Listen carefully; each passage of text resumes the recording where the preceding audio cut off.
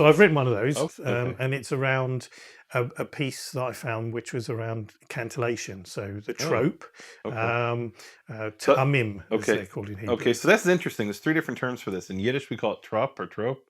In I always called it trop. In Hebrew, it's called ta'amim or ta'amimika, and in English, they'll also often refer to it as accent Accent marks, marking or right? cantillation Or marks. cancellation marks. And Yeah, accent isn't really exactly right yeah, because no. it's more than accent. But Um, cancellation's not the full story either. So so okay, what I've found, and it's yeah, slightly different to hmm, many of the. So there are listings of the different yeah, notes, and each of those fragments are interesting in their own respect, but this one was hmm, particularly interesting because it was clearly a kind of trope trainer, hmm. and Oh, it was really? it was a little fragment been written by a teacher to teach a student.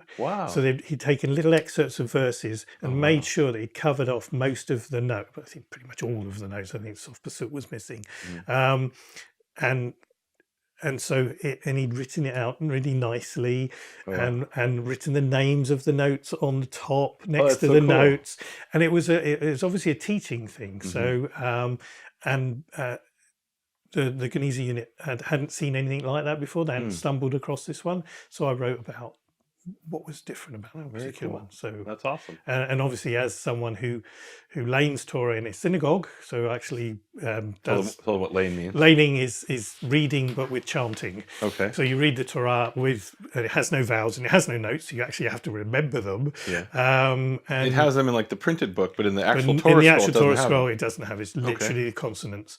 So when you're laning, Hmm. and it was last week I did Shishi, which is the sixth call Can, up. can you recite a portion of that, like off top of your, like I don't know, a few words or something? Or Well, I can sing. So I can sing you the kind of normal things you get. For example, you get ma pashta zakef katan zakef gadol mercha tipcha mercha sof pasuk, hmm, which is an Ashkenazi trope. yeah.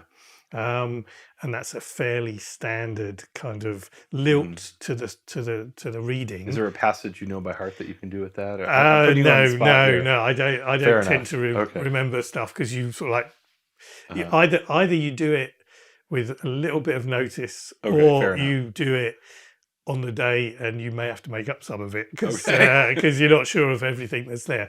Um, I know at my bar but mitzvah there were people holding their hands over their ears because I can't carry a tune. yeah, But so there were in last week's Sedra on the Shishi there were two pazers. mhm. So pazer, which is, and that was on V'im and I think Haisha, so and if and the woman, and they used to have hand signals, Mhm. but they I've don't seen do the that No, I've anymore. seen the hand And I signals. would love to have hand signals because if somebody had the hand signals, then I Yeah. wouldn't have to So sort let's of explain practice this. it so I much. saw this in the 80s in Chicago. I was at a synagogue and there was somebody standing on the side doing these. I'm like, what is this? And they explained to me Yeah. each one is one represent each symbol represents one of the different trope or accent marks. Mm. And the person who's reading, he sees the words in front of him and he's reminded of which accent is on that word or that set of words. And I'm like, this is incredible. And years later, when I was at university, they mentioned how in ancient times they used to have hand signals, and I'm like, wait, it wasn't ancient times. No, no, I've no. seen See it. it. Yeah, yeah, yeah.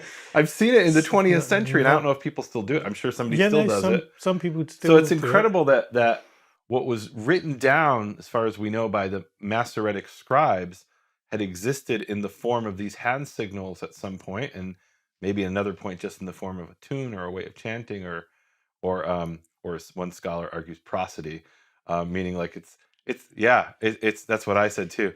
It's basically what she explained. This was a lecture she gave at SBL.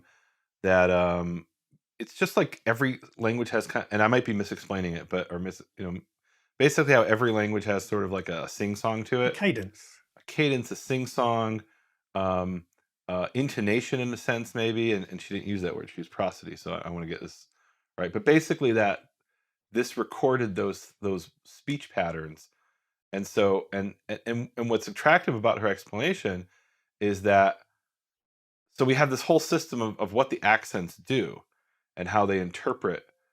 They combine certain sets of words and break apart other words. But how would anybody know that hearing it? right? I mean, Well, the whole idea and why it's called tamim, which means taste, flavor. It's supposed to give you a flavor of yeah.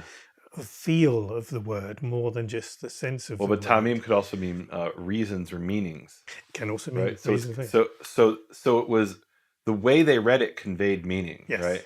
And look, there's this famous example where there's this one sentence with 7 words that can mean 7 different things. I don't remember what it is, but basically, it's something like uh, you know, um, I don't know. It depends on the word that you emphasize that can change the whole meaning of But the you can do that in sentence. English if you You absolutely, literally well, you do it in every language. every That was her language. point. That Yeah. is part of the natural patterns of language, and no one's ever attempted to explain the ta'mim, the accent marks, the trump in that way. And so she's trying to figure out, okay, how does this apply to that now that we have these terms Well, I suspect in some of them might linguistics? be, some of the things like pazer, for example, Yeah, might be sarcasm or yeah. emphasis. Certainly, it's So really emphatic. shalshelet Shalshelet is obviously massively, is emphasis, right? yeah, Vait mameh. yeah, exactly. Okay, that one I know. Yeah, yeah. I actually did Lane. I read from the Torah a few years ago. I did it once at my bar mitzvah, and it was horrible. It was horrible because I didn't understand. I came from a family where nobody sang. My father would sing Shabbat songs on Shabbat, and we would say, "Dad, please stop. It hurts to hear you," because he couldn't carry a tune. And then the rabbi tried to explain to me like Revia, like a rising tone, and Hmm. I'm like, "Do I stand up as I'm saying it?" Like I literally didn't understand what he was saying. And and and then I decided when I was about 5 years ago, I said, now that I understand a little bit better about music theory, I don't know all that much. I said, I want to go and I want to actually, read from the Torah. And I started going to the synagogue every Shabbat. And one Shabbat, they said, we have no one to read, Shlishi or whatever it was. And I'm like, I will do it. And I was so nervous. And I got up there to read from. This was a conservative synagogue in Dallas. I got up there, and this guy pulls out a book and he says, if you don't know it, you can read it from the book. I'm like, no, I prepared it and I can do it, and I did it. I mean, Kol did it hakavod. hurt people's ears? Maybe, but I was able to do it. And I'm like, okay, that's off the checklist. It's a and I want to say it was my bar mitzvah portion, but I don't know. This was like 5 years ago, so I don't remember. Probably wasn't. So no, I think it was something in Devarim, and my bar mitzvah portion was Vayishlach. So All right. Well done. I'm still traumatized by that. But anyway,